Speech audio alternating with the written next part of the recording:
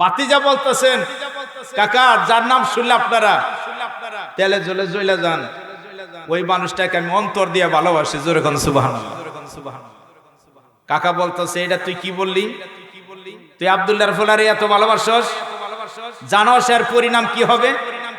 ছেলেটার নাম ছিল আব্দুল উজ্জা। বলে বিনিময় কি হবে আমি তা জানি না। বলতেছে, তুই যদি আব্দুল্লাহর ফুলারে ভালোবাসস, আমার বাড়ির যে সমস্ত দায়িত্ব তোরে দিছি, চাবি কাঠি দিয়ে দিছি, সব আমার ফেরত দে। এইবার বলতেছে, কাকা আমি সিদ্ধান্ত নিয়েছি, শুধু আপনার বাড়ি নয়, আমি তামাম দুনিয়া ছাড়তে রাজি আছি, তো আল্লাহ রাসূলের ভালোবাসা আমি ছাড়তে রাজি নাই। আল্লাহু আকবার।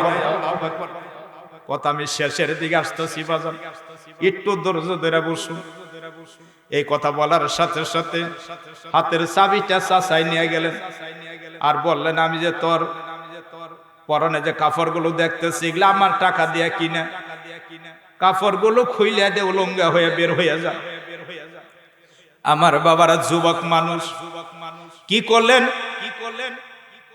সমস্ত কাপড়গুলো এইভাবে চাচা যখন খুইলা রেখে দিলেন, উলঙ্গা বেশে যখন দৌড়াদৌড়ি করে যাচ্ছে, দুঃখী মা যেখানে মায়ের কাছে দৌড়ে, মা দেখে কে জানে একটা পাগল আসতেছে।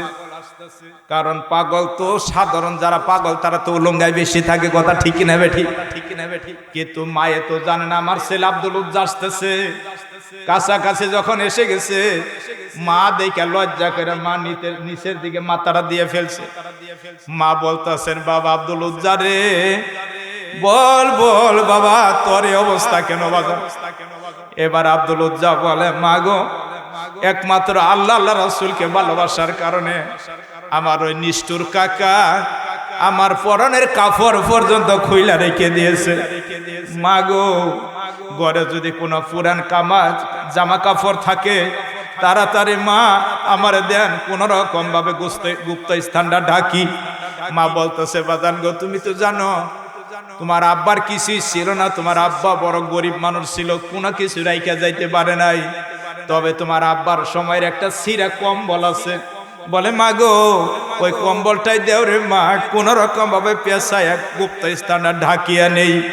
এইভাবে যখন ছিঁড়া কম্বল দ্বারায় গুপ্ত স্থানটা ডাকিয়া নিলেন, হাদিস শরীফের মধ্যে আছে।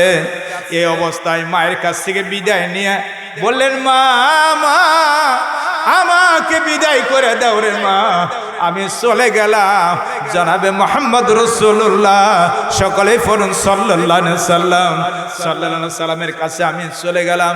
এই বলে আমার বাবারা মসজিদে নববীর দিকে যখন প্রবেশ করলেন, একদল সাহাবারা যায়া আল্লাহর হাবিবের কাছে খবর বললেন, আল্লাহর নবী গো, মসজিদে নববীতে একটা পাগল ঢুকলো দেখলাম।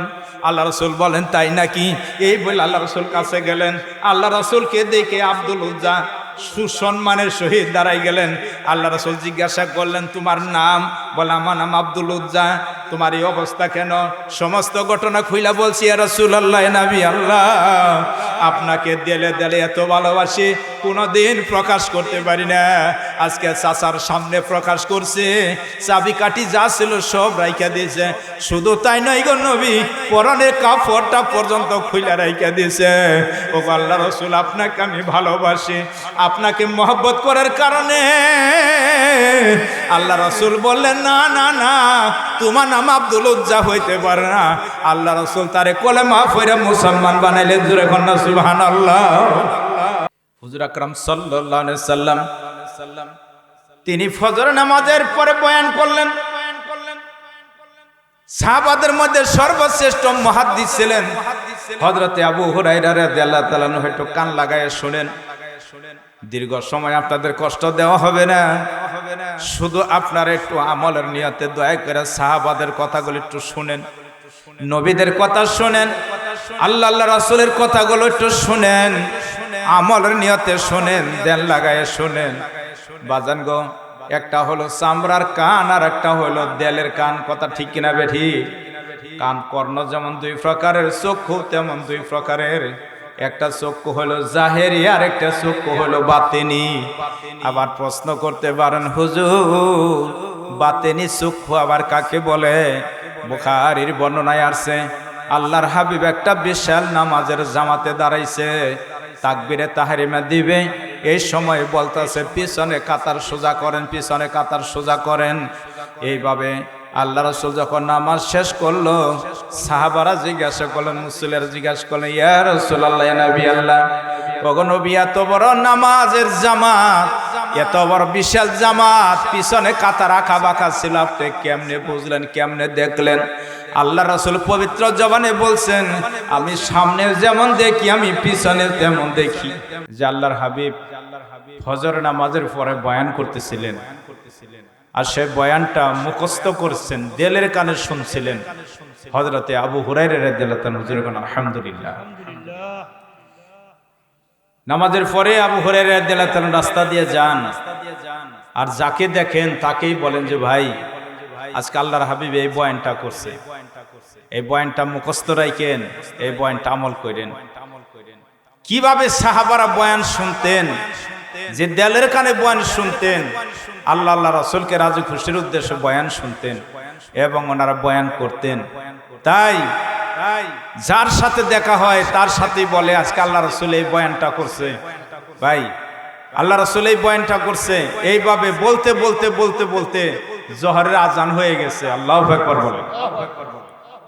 অথচ ওনার পেটে খাবার নাই, কয়েকদিনের না খাওয়া, জোহরের আজান হয়ে গেছে। মসজিদে নববীতে জোহরের নামাজ আল্লাহ রাসূলের সাথে আদায় করছেন। এই যে ভাই, এই যে পিছনে এটা গল্প করা যাবে না, যদি বিশেষ প্রয়োজন হয় তাহলে উঠে চলে গল্প করবেন, আর এখানে বসে থাকলে চুপ করে বসে থাকতে হবে। আর এই যে পাশে পোলাফানগুলো,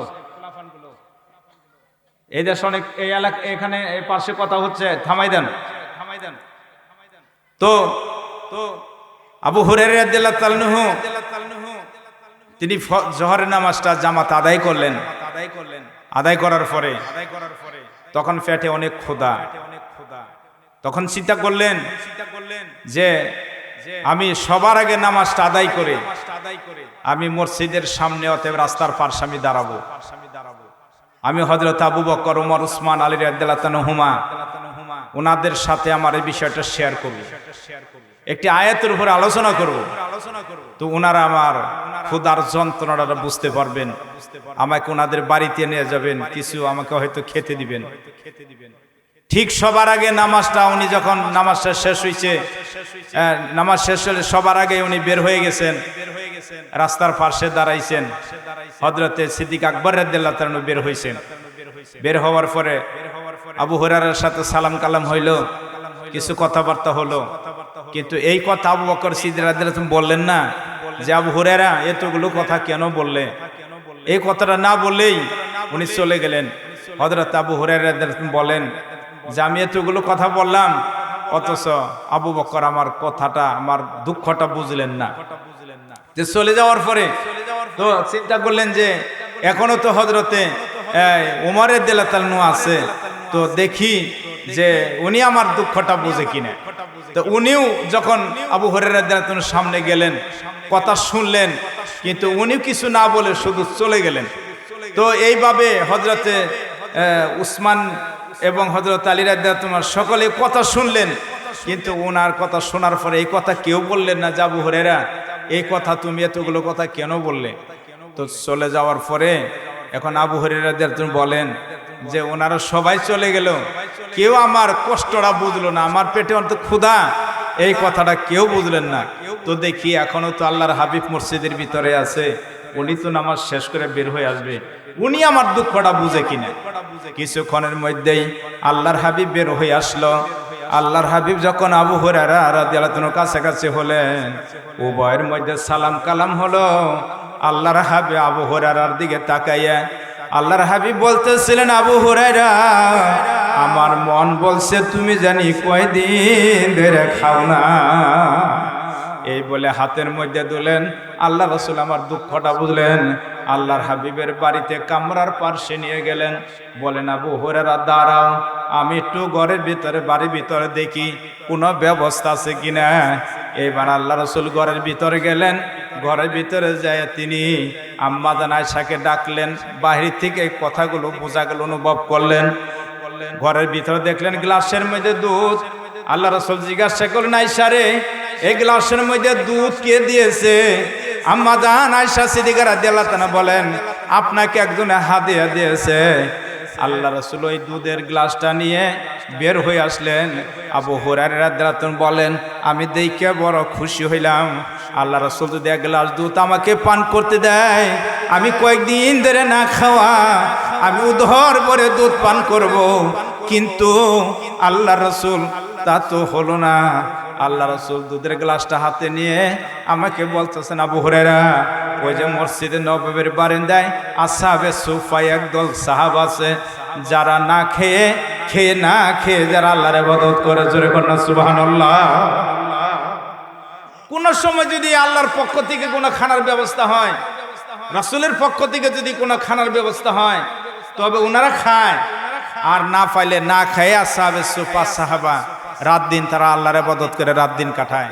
আমি যখন 13 সালে আল্লাহ যখন আমাকে হজে নিয়েছিলেন, আমি সেই মসজিদে নববীর বারান্দায় আমি মন মতন কোরআন কারীম তেলাওয়াত করে অজস্র দ্বারাই চোখের পানি ফেলে ফেলে আমি আল্লাহর কাছে দোয়া করছি, আল্লাহ তোমার হাবিবের এই সাহাবাগুলো, আসহাবে সুফা সাহাবাগুলো এইভাবে মসজিদ নববীর বারান্দায় তারা জিকির করতেন, তারা আল্লাহ পাকের ইবাদতে মশগুল থাকতেন। কোনো খানা যদি আল্লাহর তরফ থেকে রাসূলের পক্ষ থেকে আসতেন, ওনারা খাইতেন। না হয় খেয়ে না খেয়ে রাত দিন ওনারা এইভাবে ইবাদত করতেন। আবু হুরায়রা রাদিয়াল্লাহু তাআলা বলেন, আল্লাহ রাসূল যখন ওনাদেরকে দাওয়াত দিতে বলেন, আমি একটু মনে মনে রাগ করলাম, মনে মনে কষ্ট বোধ করলাম। এক গ্লাস দুধ আল্লাহর হাবিব তো আমারে দিলে আমি একটু দরবারে পান করতে পারি, এতগুলো মানুষ আবার দাওয়াত দিতে বললেন, আমি রাগ করলাম। কিন্তু আবার নিজে নিজেই বলে, না না, রাগ করা যাবে না। পৃথিবীর সাধারণ মানুষ আদেশ করে নাই, আল্লাহর নবী আমারে আদেশ করছে। যেরকম সুবহানাল্লাহ। নিজে নিজে রাগ করে আবার নিজে নিজেই বলে যে না না না, রাগ করা যাবে না, কারণ আদেশ করছে কে বলেন? আল্লাহ রাসূল। আল্লাহ রাসূলের কথা আমার মানতেই হবে। আসহাবে সুফার সমস্ত সাহাবাদেরকে দাওয়াত দিলেন। আল্লাহ রাসূল তিনি আবু হুরায়রার দিকে মুস্কি মুস্কি তাকায় হেসে হেসে এবার গ্লাসের দুধটা দিয়ে আরেকটা গ্লাস দিয়ে, মানে মস্কো, আরবিতে বলে মস্কো, আমরা যেমন বলি গ্লাস। আল্লাহ রাসূল বলেন, আবু হুরায়রা রে, একদিক থেকে সকল সাহাবাদেরকে, ক্ষুধার্ত সাহাবাদেরকে তুমি দুধ পান করাইতে থাকো। বুখারীর বর্ণনায় আছেন, বাজানগো কথাগুলো দিয়ে লাগাই শুনেন, তাদের কি আমল ছিলেন, তাদের কি সততা ছিলেন, কি সাহায্য তাদের উপর আল্লাহর সাহায্য তাদের উপর আসতেন। আবু হুরায়রা রাদিয়াল্লাহু তাআলা আনহু একদিক থেকে দুধ পান করানো শুরু করে দিলেন। দুধ পান করাইতে করাইতে করাইতে এক গ্লাসের মধ্যে ডালে আর একজন করে পান করাইতে পড়াইতে যান, আবার ডালে একজন করে পান করায়। এইভাবে সকল সাহাবাদেরকে উদ্ধার করে পেট ভরে দুধ পান করাইলেন। দেখলেন গ্লাসের দুধ গ্লাসে রয়ে গেছে। সাহায্য করছে কে? ইন্নামাল আমালু বিন্নিয়াত। নিয়ত যদি আপনার আমার খালেস থাকে, কোন কাজ করতে যায় যদি আল্লাহ রাসূলকে রাজি খুশি করার নিয়ত থাকে, আর আল্লাহ পাক রব্বুল আলামিন এক গ্লাস দুধের মধ্যে দেখেন কতগুলো সাহাবাদেরকে পান করাইলেন, তাকায় দেখলেন গ্লাসে দুধ গ্লাসেই রয়ে গেছে। আল্লাহ রাসূল বলেন, আবু হুরায়রা এবার তুমি পান করো। আবু হুরায়রা রাদিয়াল্লাহু তাআলা ঢালে আর পান করে। আল্লাহ রাসূল বলেন, আবু হুরায়রা আরো পান করো। এবার আবু হুরায়রা আবার পান করে। আল্লাহ রাসূল বলেন, আবু হুরায়রা আরো পান করো। আবু হুরায়রা রাদিয়াল্লাহু তাআলা বলে, ও আল্লাহ রাসূল, সত্যার কসম আমার উদর ভরে গেছে, আমি আর পারবো না। আল্লাহ রাসূল বলেন, গ্লাসে যে দুধ আছে ওই দুধ আমাকে দাও, আমি পান করি। এক গ্লাস দুধ দিয়া এতগুলো সাহাবাকে পান করাইলো। আবু হুরায়রা রাদিয়াল্লাহু তাআলা নিজে উদ্দর ভরে পান করলো, আল্লাহ রাসূল পান করলো। এই সাহায্য কে করছেন? জুড়ে বলেন। এই জন্য আমার আল্লাহ পাক রব্বুল আলামিন তিনি তার পাক কালামের মধ্যে এভাবে জানানো, কানা হাক্কান আলাইনা নাসরুল মুমিনিন। আল্লাহু আকবার বলেন। আল্লাহ পাক রব্বুল আলামিন কোন মাহবুব বান্দা যখন আল্লাহর কাছে এভাবে সাহায্য চায়, বিপদে পড়ে আল্লাহর কাছে সাহায্য চায়, দুঃখে পড়ে আল্লাহর কাছে সাহায্য চায়, দুনিয়ার কোন মানুষের পিছে ঘুরে না, কোনো নেতার পিছে ঘুরে না। একমাত্র বিপদ হয়েছে সাহায্য করার মালিক একমাত্র আল্লাহ। আল্লাহর কাছে যখন সাহায্য চায় ওই মুমিনের বিপদে সাহায্য করা আল্লাহর পক্ষ থেকে ওয়াজিব হয়ে যায়। যেরকম সুবহানাল্লাহ। এজন্য ভাইরা আমার বাবারা, আমরা যত বিপদে পড়বো সাহায্য চাবো কার কাছে বলেন? বাবারে, গোপনে ডাকলেও মালিক শুনে, প্রকাশে ডাকলেও মালিক শুনে। মালিক বলে উদউনি আস্তাজিব লাকুম, মালিক বলে আমাকে ডাকো আমি ডাক শুনি, দোয়া করো আমি আল্লাহ দোয়া কবুল করি। এজন্য ভাইরা আমার বাবারা, সেই আল্লাহর ভালোবাসা, সেই আল্লাহর ভয় অন্তরে রাখতে হবে। কথা ঠিক কিনা বেঠিক বলেন? কথার প্রসঙ্গে একটা কথা মনে পড়ে গেলেন। অর্ধ পৃথিবীর শাসনকর্তা ছিলেন হযরত উমর ইবনে খাত্তাব রাদিয়াল্লাহু তাআলা আনহু। উনি একদিন অত্যন্ত ক্ষুধা নিয়ে যাইতেছে, অত্যন্ত ক্ষুধার জ্বালায় পেটটা জ্বালাফোড়া করতেছে। দেখতেছেন একটা রাখাল অনেকগুলো বকরি চড়াইতেছে। এবার সেই রাখালের কাছে যাই বললেন, ভাই তোমার এখানে এমন কোন বকরি আসেনি যা দহন করা যায়, যা পানানো যায়? আমি একটু দুধ পান করতে পারলে আমার ক্ষুধাটা নিবারণ হইতো। দেখো ভাই তোমার এখানে কোন গাভী বকরি আছে কিনা? এখন রাখাল বলে যে আমার এখানে যদি গাভী বকরি থাকেও আপনাকে আমি মালিকের অনুমতি ছাড়া দুধ দিতে পারবো না, কারণ এই বেড়া বকরি আমার নয়, আর মালিক আছে। দেখেন আল্লাহকে যারা ভয় করে তারা গরিব দুঃখী কাঙ্গাল হইয়া তারা আল্লাহকে ভয় করে। আবার এমন মানুষ আছে লাখ লাখ কোটি টাকার কোটি কোটি টাকার মালিক, তারা আল্লাহর হুকুমে কোনো দাঁড়ি দাঁড়ে না। কথা ঠিক কিনা বেঠিক বলে?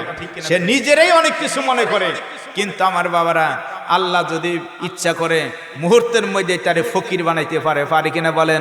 অত ইজমান তাশাও অত জিলমান তাশাও। এই ক্ষমতা কার বলেন? আমার আল্লাহ পাক রব্বুল আলামিনের ভয়, আল্লাহ পাকের ভালোবাসা এই রাখালের মধ্যে ছিল। রাখাল বলে বকরি তো আমার না, এগুলো হলো আমার মালিকের, মালিকের অনুমতি নাই, আমি আপনাকে দুধ পান করে দিতে পারবো না।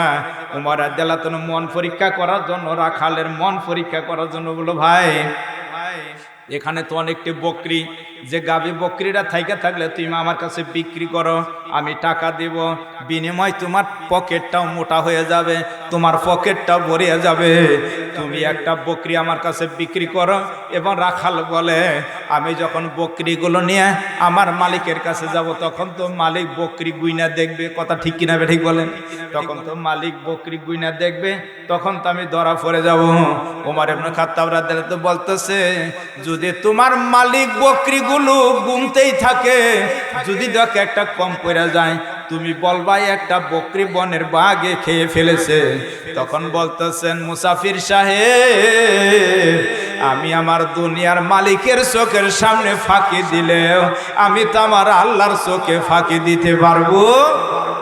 কথা ঠিক কিনা ঠিক? আমার ভাইরা, আমার বাবারা, আল্লাহকে যদি কেউ ভয় করে, আল্লাহকে যদি কিভাবে ভালোবাসে, আমার আল্লাহ কত খুশি হয়। এই জন্য আল্লাহ বলে উদউনি আস্তাজিব লাকুম, আল্লাহ বলে আমাকে ডাকো আমি ডাক শুনি, দোয়া করো আমি আল্লাহ পাক তোমার দোয়া কবুল করি। এই জন্য আমার ভাইরা, আমার বাবারা, যুগটা যদি এমন হতো, নারী বলেন পুরুষ বলেন, নারী বলেন পুরুষ বলেন, সবাই যদি একমাত্র আল্লাহকে ভয় করতাম, একমাত্র আল্লাহকে মহব্বত করতাম, প্রত্যেকটা বাড়ি বাড়ি ঘরে ঘরে পরিবারটা জান্নাতি পরিবার হয়ে যেত। কথা ঠিক কিনা ঠিক বলেন? কথা কম, মেন কয়েকটা কথা আমি বলবো। উমর ইবনে খাত্তাব রাদিয়াল্লাহু তাআলা আনহু ফজর নামাজের পর একদিন সকাল সকালে যাচ্ছে, একটা ঘরের ভিতরে কথাবার্তা হইতেছে। মা বলতেছে মেয়েকে, মেয়ে তাড়াতাড়ি করো, গাভী দহন করতে হবে, দুধ যদি কম হয়ে যায় পানি মিক্সার করে বাড়াইয়া বাজার বিক্রি করতে হবে। নাউজুবিল্লাহ বলে। মেয়ে বলতেছে, মা এটা তুমি কেমন কথা বললা? মা বোনেরা ভালো করে শুনবেন, এই মেয়েটার কথা শুনেন। মেয়েটা বলতেছে, মা তুমি এটা কেমন কথা বললা? আমাদের অর্ধ পৃথিবীর খলিফা আমিরুল মুমিনিন ওমর ইবনে খাত্তাব রাদিয়াল্লাহু তাআলা বলে দিয়েছে, দ্রব্যমূল্যে ভেজাল করা যাবে না, দুধে পানি দেওয়া যাবে না। মা তুমি কোন সাহসে দুধে পানি দেওয়ার কথা বললা? মা বলতেছে মেয়েকে, এই মেয়ে পানি দিব গোপনে, এটা বাদশা উমর জানবে কেমনে?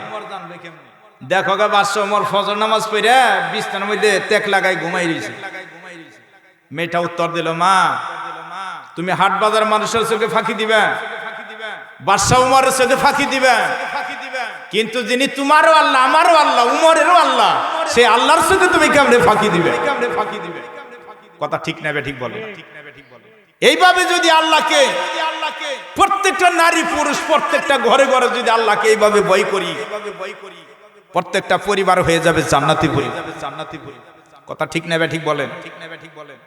উমর রাদিয়াল্লাহু তাআলা তখন ঘরের পিছনে দাঁড়ায় কথাগুলো শুনতেছিলেন। মা বোনেরা কান লাগায় কথা শুনবেন। ঘরের পিছনে দেলের মধ্যে একটা দাগ, একটা চিহ্ন করে চলে গেলেন। ওনার ফোর্স বাহিনী, র্যাব বাহিনীকে বললেন, কথা লম্বা ছোট্ট করে বলছি, সময় কম, যে অমুক একটা বাড়ি আছে, ওই বাড়িতে সম্ভবত একটা মহিলা, একটা যুবতী মেয়ে আছে, মা মেয়ে সহ আমার রাজদরবার হাজির করো।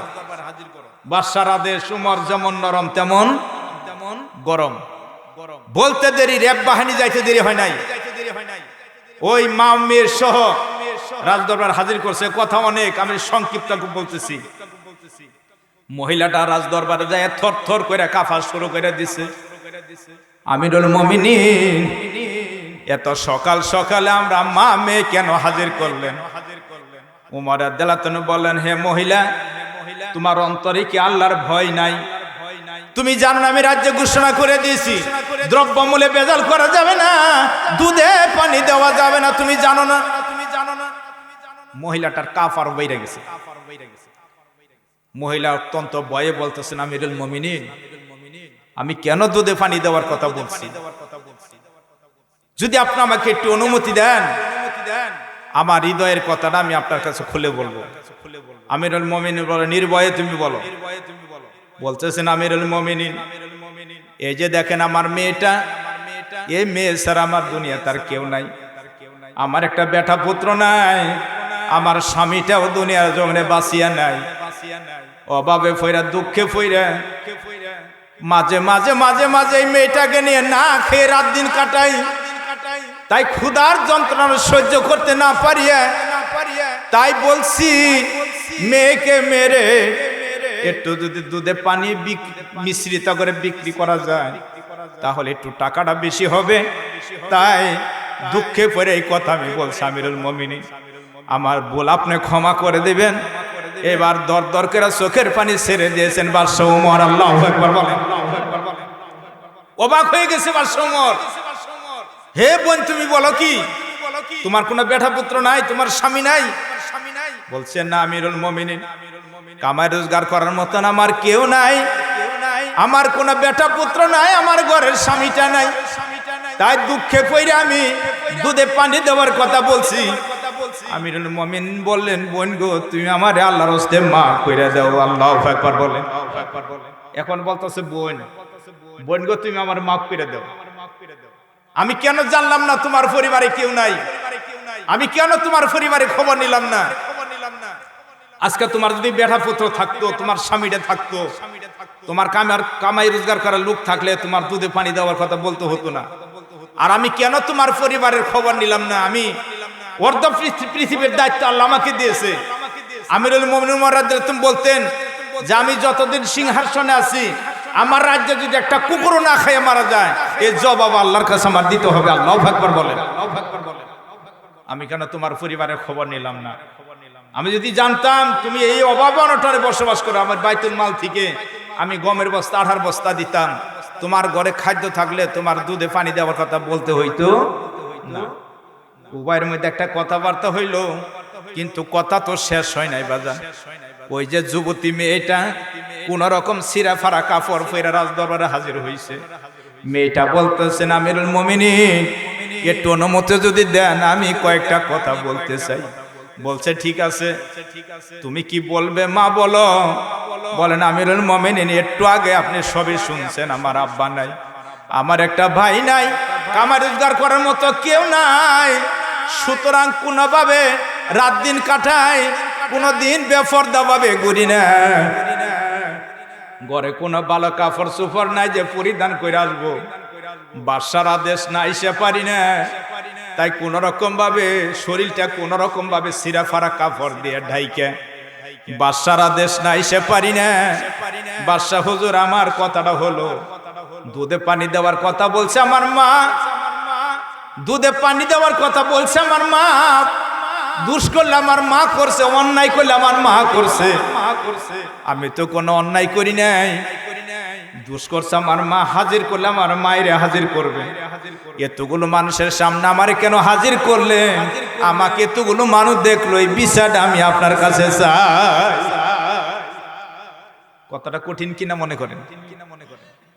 আমি একজন পর্দার মেয়ে, আমি পর্দায় থাকি, ছিঁড়া ফাড়া কাপড় পরিধান করে যাচ্ছে তাই পরি, বাড়ির ভিতর থাকি, কোনোদিন বেপর্দা হই না, কোনোদিন বাইরে বের হই না, খেয়ে না খেয়ে রাত দিন কাটাই। কিন্তু সকাল সকাল বাদশার আদেশ নাই, সে পারি না। আমাকে কেন আনলেন? আমি কি অন্যায় করছি? বিচার আপনার কাছে চাই। আমিরুল মুমিনিন চোখের পানি ছেড়ে দেয়া বলে, মা গো, আমি তোমাকে কেন এনেছি? এখনই তুমি রেজাল্ট পাইয়ে যাবে। আমি একটু তোমার মার সাথে কথা বলতে দাও। ঠিক আছে বলেন। এবার বললেন, মেয়েটার নাম ছিল ফাতেমা। বলছেন, ও ফাতেমার মা, তুমি আমার বোন, আমি তোমার ভাই। ভাই যদি বোনের কাছে কোন আবদার করে, পৃথিবীর এমন কোন বোন নাই ভাইয়ের আবদার রক্ষা করে না। আমি তোমার কাছে একটা আবদার করতে চাই, বলো বোন আমার কথা রাখবে কি না? বলে, বাদশা নামদার, আমার থাকার মতো ঘর নাই, শোয়ার মতো বালিশ নাই, পরনে কাপড় নাই, আমার মতন এমন একজন অসহায় নারীর কাছে আপনি কি আবদার করবেন? আমার দেওয়ার মতো কি ভাই আছে? আমিরুল মুমিনিন, আমি আপনাকে কি দিব? আমার মতন কাঙ্গাল, আমার মতো গরিব, আর তো কেউ নাই। আমিরুল মুমিনিন, কি আমার কাছে চাবেন? দেওয়ার মতন আছে? বলে, বনগো, দেওয়ার মতন আছে, বলো তুমি দয়া করে দেবেনি। সেটা হলো এই যে তোমার মেয়ে ফাতেমা, বিয়ের উপযুক্ত মেয়ে।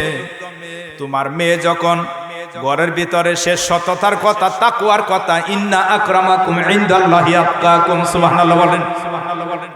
আমার আল্লাহ সবচাইতে ওই বান্দা ওই বান্দিকে বেশি পছন্দ করে যে দিল থেকে আমার আল্লাহকে ভয় করে, আল্লাহর ভয়ে কোনো পাপ করে না, আল্লাহর ভয়ে কোনো গুনাহ করে না, আল্লাহর ভয়ে কোনো মিথ্যা কথা বলে না। এই মেয়েটা তাকওয়ার কথা যখন আমি শুনতেছিলাম, তোমার সাথে যখন প্রতিবাদ করতেছিল, মা দুধে পানি দেওয়া যাবে না, দুধে পানি দেওয়া যাবে না, আল্লাহকে ভয় করো, এই কথা যখন আমি শুনতেছিলাম, তখন আমি মনে মনে চিন্তা করছি, এই মেয়েটাকে সহ আমি রাজদরবার নিব, আমার যোগ্য ছেলে, বিয়ার ছেলে আব্দুল্লাহকে দিয়ে আমি তারে বৌমা বানাইয়া রাখবো। সুবহানাল্লাহ বলেন না? বোন গো, তোমার মেয়েটা আমার ছেলের কাছে দিবে না?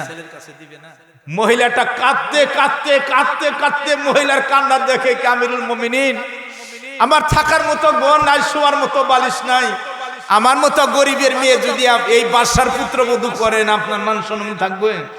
আমিরুল মুমিনিন বলেন, আমি বড় লোক ধন সম্পদ দেখি না, আমি একটা দিনদার তাকওয়াদারি একটা মেয়েকে আমি বৌমা বানাইতে চাই, পুত্রবধূ করতে চাই। আপনারা সকলে প্রাণ খুলে পড়ুন আলহামদুলিল্লাহ। আজকে আমার বাবারা, এই দেশের মানুষ আমরা তাকওয়া দেখি না, দিনদার পরিবার দেখি না। কথা ঠিক কিনা বেঠিক বলেন? আমরা শুধু খুঁজি টাকা টাকা টাকা, বড় লোক, দিনদার কিনা, নামাজি কিনা, পরহেজগার কিনা, পর্দানিশিনী কিনা, এগুলো আমরা কখনো দিনদার পরিবার দেখি না। আমার বাবারা, এই জন্য দিনদার পরিবার দেখি না বলেই আজকের যে সমস্ত মহিলাদেরকে আপনারা বৌমা করে বাড়িতে আনেন, বাড়ির থেকে অশান্তি দূর হয় না। কথা ঠিক কিনা বেঠিক বলেন? আল্লাহ রাসূল একদিন সাহাবাদের মধ্যে বয়ান করতেছিলেন যে, আমার সাহাবারা, তোমরা বলো তো, আমার সাহাবার মধ্যে, আমার উম্মতের মধ্যে সবচাইতে কে বড় ধনী? আহারে, কেউ কেউ বললো অমুক বড় ধনী, অমুক কুটিপতি, অমুক শিল্পপতি।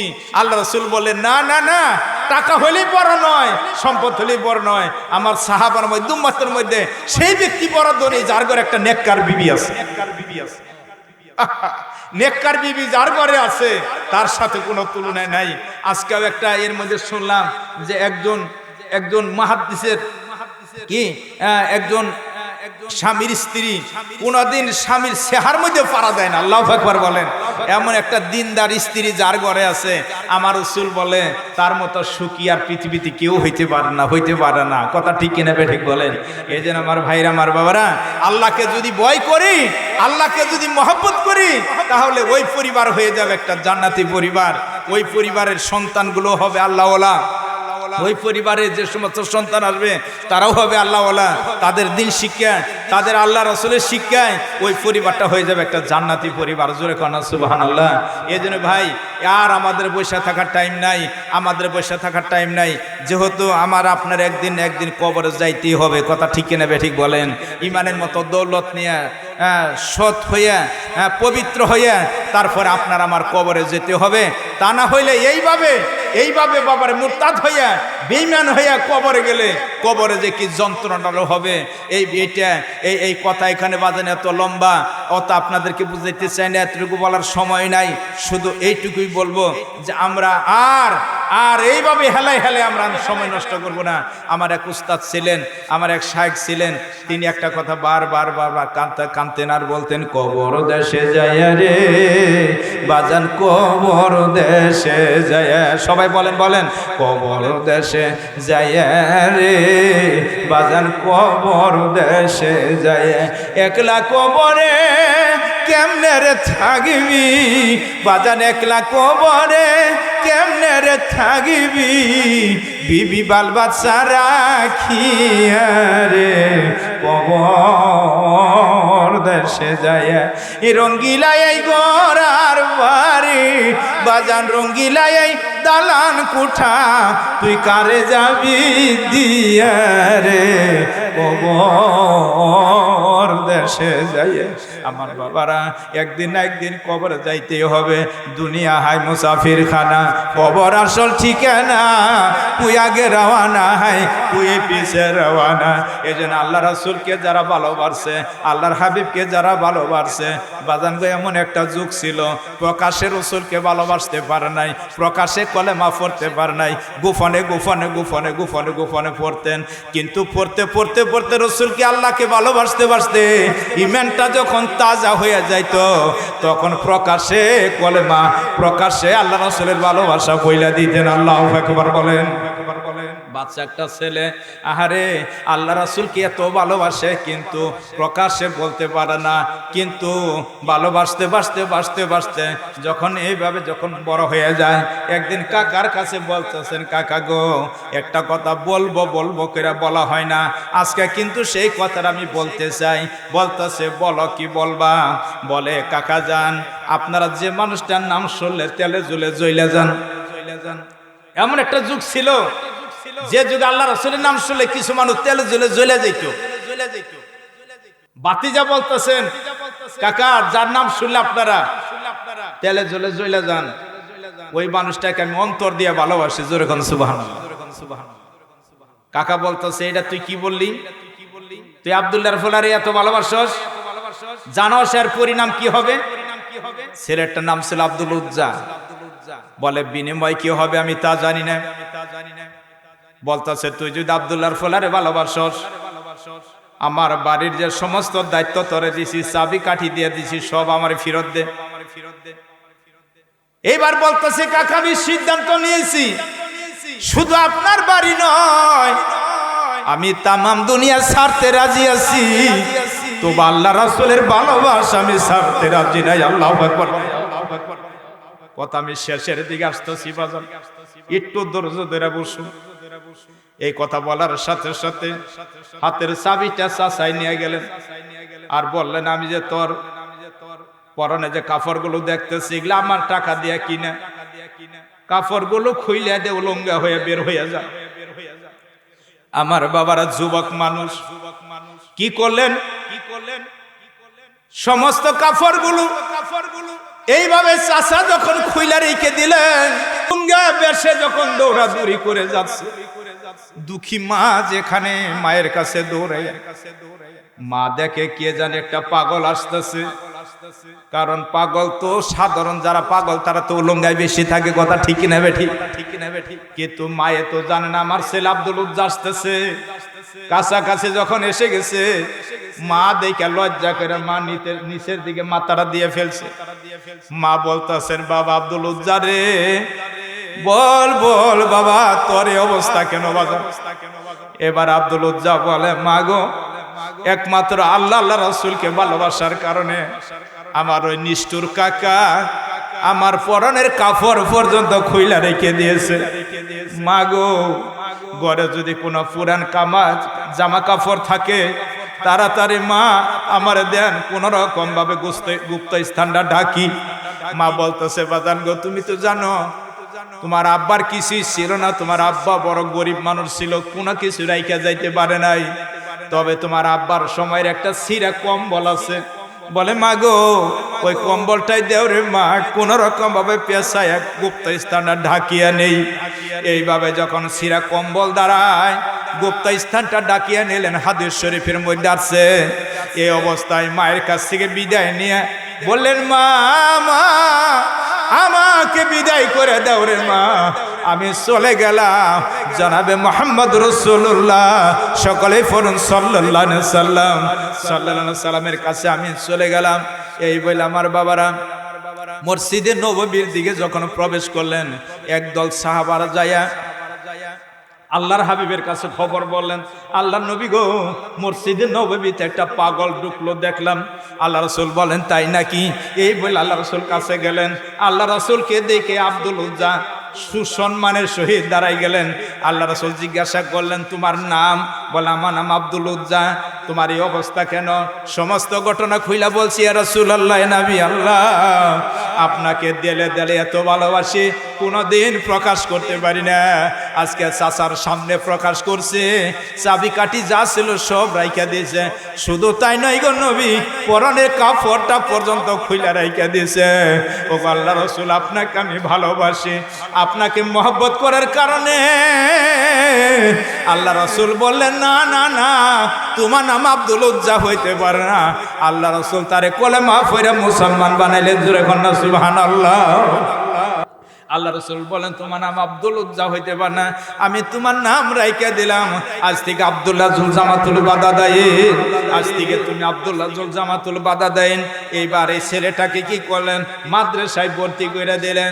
এবার মাদ্রাসার মধ্যে বাজান গো, আলিফ বা তা থা, এইভাবে আলিফ বা তা থা, এইভাবে শিখতে শিখতে শিখতে শিখতে বাজান গো, পড়তে পড়তে সে কোরআনুল কারীম তিনি যখন তেলাওয়াত শিখলেন, কিন্তু সে যখন কোরআনুল কারীম তেলাওয়াত করে, তেলাওয়াত করে আর তার আওয়াজ বেড়ে যায়, তেলাওয়াত করে আর তার আওয়াজ বাইরে যায়, তেলাওয়াত করে আর আওয়াজ বাইরে যায়। কিছু একদল সাহাবারা আল্লাহর হাবিবের কাছে বিচার দিলেন, ইয়া রাসূলুল্লাহ, নবী আল্লাহ, আপনি যে ছেলেটাকে মাদ্রাসায় ভর্তি করে দিয়েছেন, সে যে কোরআন শরীফ তেলাওয়াত করে বড় আওয়াজ হয়, আমাদের বড় ডিস্টার্ব হয়, আমাদের বড় অসুবিধা হয়।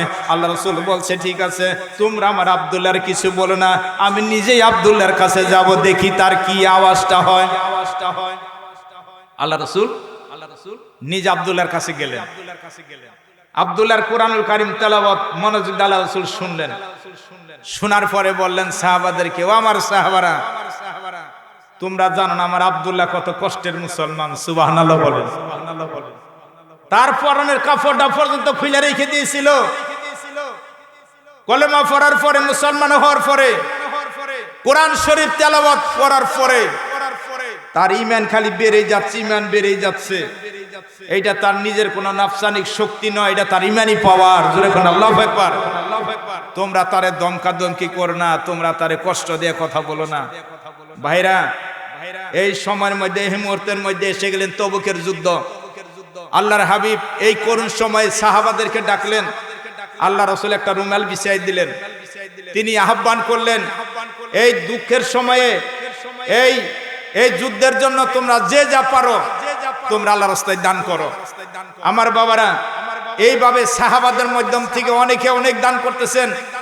হযরত আবু বকর, ওমর, উসমান আলী রাদিয়াল্লাহু তাআলা আনহুমা, ওনারা যখন এইভাবে দানের, এই সামনে দানের স্তূপ হয়ে গেল, সম্পদের অর্ধেক দিলেন হযরত আলী, হযরত ওমর, হযরত উসমান আফফান রাদিয়াল্লাহু তাআলা আনহুমা, হযরতে আবু বকর সিদ্দিক রাদিয়াল্লাহু তাআলা এক পাশে একটা গাটুরি হাতে নিয়ে দাঁড়ায় দাঁড়ায় চোখের পানি ফেলে ফেলে কাঁদতেছে। আল্লাহ রাসূল বলেন, আবু বকর, আপনি কি নিয়ে আসছেন? সামনে থলিটা ছেড়ে দিয়ে বলেন, আল্লাহ রাসূল, আমার বাড়িতে যা ছিল সব আমি আল্লাহর রাস্তায় দিয়ে দিলাম। সুবহানাল্লাহ বলেন। আবু বকর, আপনি বাড়িতে কি রাইখা আসছেন? যে আমার বাড়িতে শুধু আল্লাহ আল্লাহ রাসূলকে রাইখা আসছি, আর আমার বাড়িতে কিচ্ছু নাই। মহিলারা এই কথা শোনার পরে মহিলারা কেউ কানফুল, কেউ নাকফুল, কেউ কানফুল, কেউ গলার মালা, আল্লাহ রাসূলের রুমালের মধ্যে দান করলেন, ওগো নবী আমার বাড়িতে 3 দিন যাবত চুলে আগুন জ্বলে না, কিন্তু আপনি রুমাল বিছিয়ে দিয়েছেন, আমি কি দিব? দেওয়ার মতো আমার কিছু নাই। আমার প্রিয় একটা নাক ফুল আমার স্বামীর দেওয়া, এই নাক ফুলটা আমি আল্লাহর রাস্তায় দান করে দিলাম। জোরে কোনা সুবহানাল্লাহ। মহিলাদের মধ্যে কেউ দিল নাক ফুল, কেউ দিল কান ফুল, কেউ দিল গলার মালা। এইভাবে যখন এক একজনে দিতেছেন, কেউ সম্পদের অর্ধেক দিয়ে দিলেন, কেউ অনেক কিছু দিলেন। সিদ্দিক আকবর রাদিয়াল্লাহু তাআলা আনহু তিনি সম্পদের সব দিয়ে দিলেন। আল্লাহ রাসূল এক পার্শ্বে দেখে আব্দুল্লাহ জুল জামাতুল বাদাদাইন, ওই যে নতুন মুসলমান হয়েছে, কোরআনুল কারীম শিক্ষা করছে, আব্দুল্লাহ জুল জামাতুল বাদাদাইন এক পার্শ্বে দাঁড়ায় দাঁড়ায় সবার দান করা দৃশ্য দেখে চোখের পানি ফেলে ফেলে কাঁদতেছে। আল্লাহ রাসূল ডাক দেয়া বলে, আমার আব্দুল্লাহ, আমার আব্দুল্লাহ। আব্দুল্লাহ জুল জামাতুল বাদাদাইনকে ডেকে বলে, আব্দুল্লাহ রে, তুমি এইভাবে দাঁড়ায় দাঁড়ায় কান্না করতেছো কেন? বলি, ইয়া রাসূলুল্লাহ, নবী আল্লাহ, হযরত আলী, হযরত উমর, হযরত উসমান, উনারা সম্পদের অর্ধেক অর্ধেক অর্ধেক অর্ধেক দান করে দিল, উনারা জান্নাতের অধিবাসী হয়ে গেল। হযরত আবু বকর সম্পদের সব দিয়ে দিলেন, মহিলারা নাকফুল কানফুল পর্যন্ত আপনার রুমেলে দিয়ে দিলেন। আজকে আমি আব্দুল্লাহ দেওয়ার মতো কিছু নাই। আমি আব্দুল্লাহ আজকে ওই তাবুকের যুদ্ধের জন্য আমি কিছুই দিতে পারলাম না, এই জন্য আমি দাঁড়ায় দাঁড়ায় কাঁদতেছি। ওগো নবী, আমি আব্দুল্লাহর জীবনটাই আমি ওই যুদ্ধের জন্য দান করে দিলাম। আমার এই জীবনটা, দেহটা আমি দান করে দিলাম।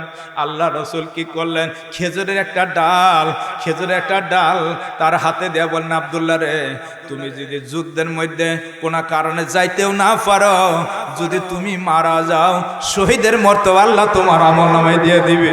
আমার ভাইরা, আব্দুল্লাহ জুল জামাতুল বাদাদাইনের গায়ে প্রচন্ড জ্বর উঠিয়া যখন যুদ্ধের ময়দানে অংশগ্রহণ করতে পারে নাই, আল্লাহর হাবিবের কান্না কহারের সংবাদ গেল, ও আল্লাহ রাসূল, আপনার সেই সাহাবা আব্দুল্লাহ জুল জামাতুল বাদাদাইন যুদ্ধের ময়দানে আসতে পারে নাই, প্রচন্ড জ্বর আইসে সেই ইন্তেকাল করছে। আল্লাহ রাসূল এই কথা শোনার পরে নবী মনে মনে এত কষ্টই পাইল, তার জন্য কবর খনন করা হলো। তাকে যখন কবরে নামাবে, আরে হযরতে বেলাল রাদিয়াল্লাহু তাআলা আনহু একটা মিটমিট বাতি ধরে রইছে, আর আব্দুল্লাহকে লাশটা ধরে সাহাবার আনতেছে। আল্লাহ রাসূল নিজে কবরে নামছে। আল্লাহ রাসূল বলছে, আমার আব্দুল্লাহকে তোমরা ভালো করে দইরা নাও, আমার আব্দুল্লাহর জানি কোনো কষ্ট হয় না। এইভাবে আব্দুল্লাহর জন্য নবী ওই দিন এত চোখের পানি ফেলছিলেন, আব্দুল্লাহর জন্য এত চোখের পানি নবী ফেলছিলেন। তাই ইবনে মাসউদ রাদিয়াল্লাহু তাআলা বলছেন, আব্দুল্লাহ রে, আজকে তোর কবরটা না হইয়া যদি আমি আব্দুল্লাহর কবরটা হইতো, আমার জীবন ধন্য হয়ে যেতে। আল্লাহু আকবার বলেন।